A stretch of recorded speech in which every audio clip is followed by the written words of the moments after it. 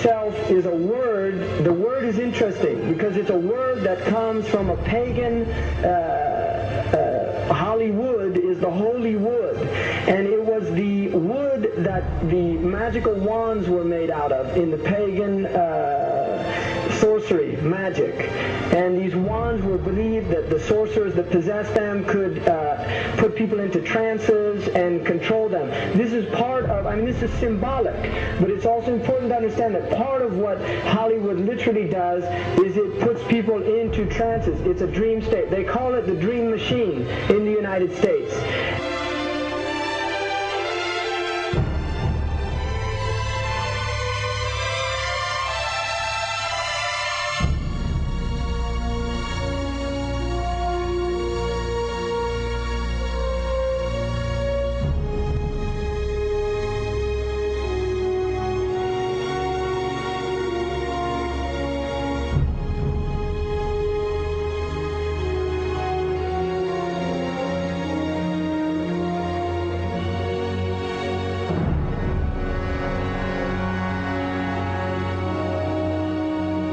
Creates fantasies for people. It puts people into these things. Now, one of the things is interesting that in the part of what's done in movie theaters, in darkened rooms where people watch television, is literally a trance state that occurs. What's called suspended state of disbelief. You enter into a state, you suspend your disbelief and enter into a state whereby you begin to believe what you internally realize is imagination.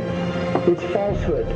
Films are magic. It's just magic. You go and you watch these things and people get caught up in them. People cry during films, all this catharsis that takes place in these things. Many of the films, and this is an important element in the control mechanism, is literally allow people to go and have certain type of catharsis as a purging experience, which Aristotle talks about the necessary element. One of the necessary elements of tragedy is to create this cathartic experience. And this is why a lot of the films, especially also news and things like this is why news is very important in this culture. Everybody watches the news. They have this tragic, cathartic experience of watching the tragedies of others and then feeling safe and complacent in their own experience of this suspended state of illusory well-being. So these are very intricate and sophisticated methods. Now, I think it's dangerous, although there are elements that there's concerted efforts that take place, there's also a lot of people that have similar worldviews that aren't necessarily working together in concerted efforts.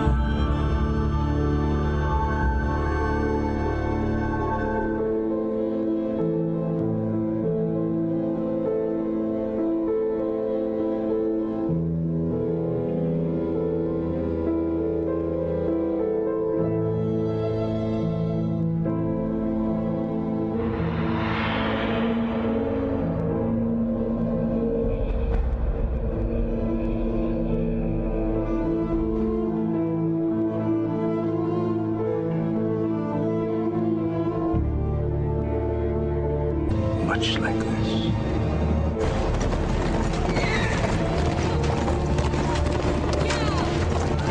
Charles Carroll was the last surviving signer of the Declaration of Independence. He was also a member of a secret society known as the Masons, and he knew he was dying.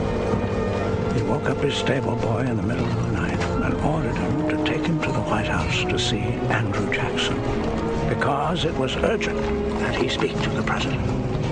Did he talk to him?